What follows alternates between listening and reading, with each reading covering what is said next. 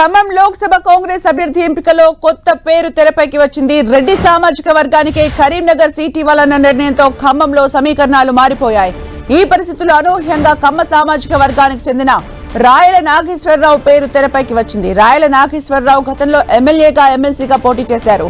మొన్నటి ఎన్నికల్లో పొంగులేటి తుమ్మల కాంగ్రెస్ లో చేరడంతో పాలేరులో ఆయనకు అవకాశం చేజారిపోయింది. జిల్లాకు చెందిన 3 మంత్రులతోనూ రాయలకు సత్సంబంధాలు ఉన్నాయి. స్థానిక లాయలిస్ట్ నినాదంతో రాయల పేరు ప్రతిపాదిస్తున్నారు జిల్లా నేతలు. ఇటీవల గిడ్డంగుల కార్పొరేషన్ చైర్మన్ గా రాయలకు అవకాశం వచ్చింది. ఇవాళ ఖమ్మం ఎంపీ సీటుకు అభ్యర్థిని ఖరారు చేసే ఛాన్స్ ఉంది. ఇక మరోవైపు ఖమ్మం లోక్సభకు స్థానికేతరుణ్ణి ఎంపిక చేస్తారని వస్తున్న వార్తలతో జిల్లా కాంగ్రెస్ లో కలకలం చెలరేగింది. దీంతో మంత్రి పొంగులేటి శ్రీనివాసరెడ్డి సోదరుడి పేరు సైడ్ అయిపోయింది. మల్లురవికి టికెట్ తో భట్టి విక్రమార్క సతీమణి పోటీకి బ్రేక్ పడింది. కమ్మ సామాజిక వర్గానికే టికెట్ ఇచ్చే యోచనలో కాంగ్రెస్ ఉంది. అయితే రాజకీయాల్లో క్రియాశీలకంగా లేని బీబీసీ రాజాకు టికెట్ కేటాయించొద్దని నేతలు అభ్యంతరం వ్యక్తం చేశారు. అలాగే కమ్మ కోటరీలో తెరపైకి మండవ వెంకటేశ్వరరావు పేరును తెరపైకి తెచ్చారు జిల్లా మంత్రి. అయితే పాత టీడీపీ నాన్ లోకల్ అంటూ సీనియర్ కాంగ్రెస్ నేతలు మండువాకు అడ్డుపడుతున్నారు.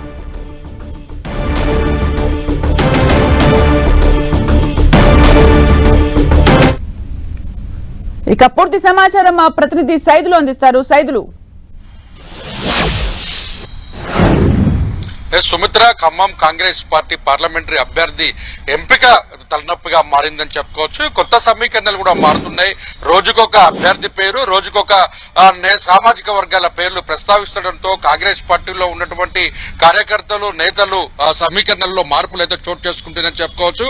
మొదట ఖమ్మం పార్లమెంట్ అభ్యర్థిగా సోనియా గాంధీ పేరు ప్రస్తావించారు. ఆ తర్వాత ప్రియాంక గాంధీ పోటీ చేయాలని కూడా రాష్ట్ర పార్టీ భావించింది. నాయకత్వం కూడా ఆ నేతలపైన ఒత్తిడి చేసే ప్రయత్నం చేసినప్పటికీ అటు సోనియా గాంధీ నుంచి కానీ ప్రియాంక గాంధీ నుంచి కూడా సుముఖత వ్యక్తం కాకపోవడంతో కొత్తగా నేతలు ఖమ్మం జిల్లాకు సంబంధించినటువంటి 3 మంత్రుల తనయులు కూడా, అంటే వారి కుటుంబ సభ్యులకు సంబంధించినటువంటి నేతల పేర్లు కూడా పూర్తిగా అంటే మొత్తం కూడా పేర్లు ప్రస్తావించారు. మొత్తం బరిలో దిగేందుకు కూడా ఎవరికెవరో గ్రౌండ్ రిపోర్ట్ తయారు చేసుకుని గ్రౌండ్ రియాలిటీలో ప్రచారాలు కూడా ముమ్మరం చేసిన పరిస్థితి ఉంది. మా ప్రస్తుత మంత్రి తుమ్మల నాగేశ్వరరావు తనయుడు తుమ్మల యుగేందర్ పేరు ప్రస్తావించారు. ఆ తర్వాత మల్లు డిప్యూటీ సీఎం గా ఉన్నటువంటి మల్లు భట్టి విక్రమార్క సతీమణి మల్లు నందిని కూడా బరిలో దిగేందుకు ఆమె కూడా ప్రయత్నం చేసింది. పిసిసి కూడా ఆమె అంటే మొత్తంగా దరఖాస్తు చేసుకున్న పరిస్థితి. అదేవిధంగా పొంగులేటి శ్రీనివాసరెడ్డి సోదరుడు అయినటువంటి పొంగులేటి ప్రసాద్ రెడ్డి పేరు, 3 కూడా ఎవరికి వారే ప్రయత్నాలు కూడా అధిష్టానం దగ్గర, ఢిల్లీ పెద్దల దగ్గర కూడా మొత్తం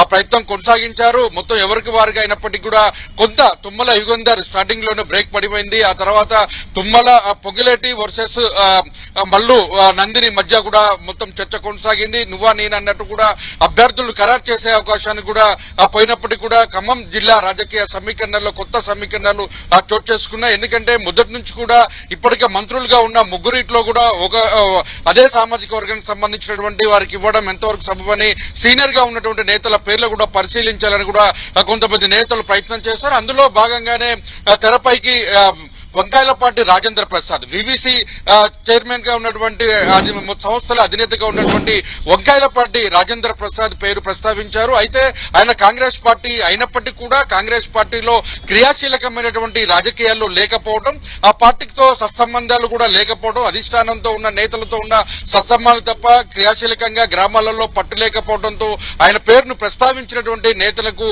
ఆయనకి కొత్తగా సీట్ ఇవ్వాల్సిన సత్సంబంధం లేనటువంటి నేతలకు ఎలా సీట్ ఇస్తారు అన్న దాని మీద కూడా అధిష్టానానికి నేతలు ఫిర్యాదు చేసిన పరిస్థితి ఉంది. మరో నేత అంటే వివిసి రాజా కాకుండా రాజేంద్ర ప్రసాద్ కాకుండా మండవ వెంకటేశ్వరరావు పేరు కూడా తెరపైకి వచ్చింది. మండవ వెంకటేశ్వరరావు కూడా సీనియర్ నేతగా టీడీపీ పార్టీలో మంత్రిగా కొనసాగారు. అయితే స్థానికేతరుడు కావడంతోనూ టీడీపీ నేతగా భావిస్తుండటంతో మండవ వెంకటేశ్వరరావు పేరు తెర మీదకు వచ్చినప్పటికీ ఖమ్మం జిల్లాకు చెందిన మంత్రి ఆయన పేరు ప్రజల మీద తీసుకురావడంతో పాటు ఇక్కడ పోటీ చేయాలని కూడా ఒత్తిడి చేస్తున్న పరిస్థితి. దాదాపుగా ఆయన పేరే ఖరారైందని చెప్పి కూడా చర్చ కొనసాగుతున్న నేపథ్యంలో కాంగ్రెస్ పార్టీకి సంబంధించినటువంటి నేతలకు సంబంధించినటువంటి లోకల్లో ఉన్నటువంటి వారంతా కూడా ఇతర నాన్ లోకల్ గా ఉన్నటువంటి వ్యక్తి టీడీపీకి అతని మండవ వెంకటేశ్వరరావు చూస్తున్న నేపథ్యంలో ఆయనకు టికెట్ ఇస్తే ఇబ్బంది అవుతుందని కాంగ్రెస్ పార్టీలో కలకలం షురు అయింది. కలకలం షురు కావడంతో ఆయన పేరు ప్రస్తావనను పరిశీలనలోకి తీసుకున్నప్పటికీ కూడా కొత్తగా మొదటి నుంచి కాంగ్రెస్ పార్టీలో లాయల్ గా ఉంటూ స్థానికుడిగా ఉన్నటువంటి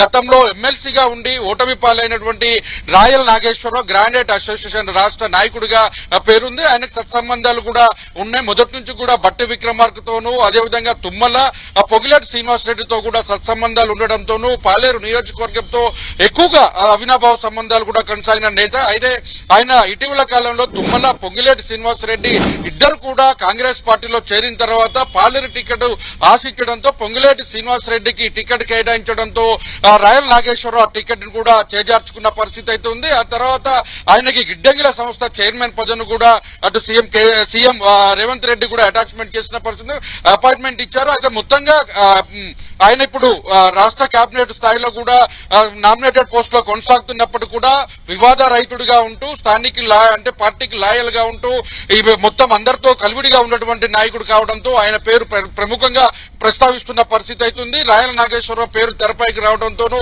ఇక్కడ ఉన్నటువంటి నేతలందరూ కూడా ఆనందాన్ని వ్యక్తం చేస్తున్న పరిస్థితి ఉంది. ఎందుకంటే ఆయన లోకల్ కాబట్టి అందరితో సంబంధాలు ఉన్నాయి కాబట్టి రాయల్ నాగేశ్వరరావుకి ఇస్తే బాగా ఉంటుంది అని చెప్పేసి కూడా స్థానిక నేతలు చెప్తున్న పరిస్థితి నుంచి కూడా అంటే మొత్తం మల్లు బట్టి విక్రమార్క సంబంధం అంటే ఖమ్మం లోక్సభ స్థానానికి వచ్చేసరికి ఫస్ట్ నుంచి కూడా మంత్రులకు సంబంధించిన సన్నిహితులు వాళ్ళందరి పేర్లు వినిపించాయి. సోనియా గాంధీ నుంచి కూడా నేమ్స్ వినిపించాయి. ఇలా అనూహ్యంగా అంటే లిస్ట్ ఫైనలైజ్ అయ్యే క్రమంలో వస్తున్న ఈ నేమ్ కి ఆ యాక్సెప్టెన్సీ మొత్తం అందరి నుంచి ఉండే ఛాన్స్ ఉందా? ఉంటుంది. ఎందుకంటే మనం చూడొచ్చు కరీంనగర్ సీటుకు సంబంధించి పార్లమెంట్ స్థానాన్ని రెడ్డి సామాజిక వర్గానికి ఇవ్వాలని చెప్పేసి అధిష్టానం భావించింది. ఇప్పటికే రాష్ట్రంలో ఆరుగురికి 6 స్థానాల్లో కూడా రెడ్డి సామాజిక వర్గానికి ఇచ్చారు. కరీంనగర్ సీటు కూడా కేటాయిస్తే 7గురికి ఒకే సామాజిక వర్గానికి చెందినటువంటి సీటు కేటాయించడం పట్ల పార్టీలో చర్చ కొనసాగుతుంది.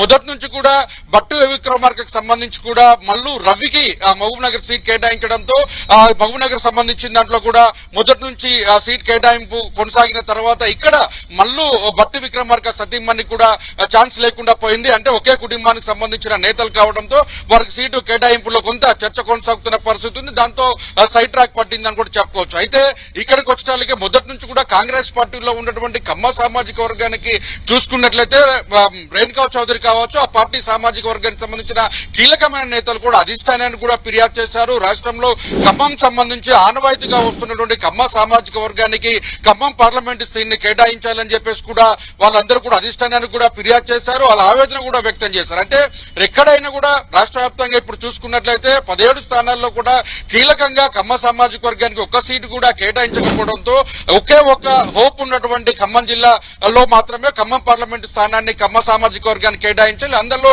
పార్టీ లాయల్ గా ఉన్నటువంటి వాళ్ళు స్థానికుడిగా ఉన్నటువంటి రాయల్ నాగేశ్వరరావు పేరు అదేవిధంగా మండవ వెంకటేశ్వరరావు పేరు కూడా పరిశీలనలో ఉన్నప్పటికీ ఆ నేతలు మాత్రం నాన్ లోకల్ గా మండవ వెంకటేశ్వరరావు చూస్తున్న నేపథ్యంలో స్థానికుడిగా ఉన్నటువంటి రాయల నాగేశ్వర పేరుని ప్రముఖంగా వినిపిస్తున్న నేపథ్యంలో అందరూ పార్టీ అంటే ముగ్గురు మంత్రులతో కూడా సత్సంబంధాలు కలిగి ఉండడంతో అధిష్టానం కొంత ఆయన పట్ల ఆలోచన చేస్తుందని కూడా ప్రచారం కొనసాగుతుంది. ఖమ్మం విషయానికి వస్తే అంటే ఒక ఎలక్షన్ లో ఒక అభ్యర్థికి సంబంధించి సామాజిక సమీకరణాలు at the same time charisma పార్టీకి ఉన్న చరిష్మా ఇవన్నీ కూడా కలిసి వచ్చే అంశాలుగా చూస్తూ ఉంటాం. ఖమ్మంలో సామాజిక వర్గానికి అనుకుంటే ఖమ్మ సామాజిక వర్గానికి సామాజిక సమీకరణాలు ఎంతవరకు ప్లేస్ అయ్యే ఛాన్సెస్ ఉంటాయి?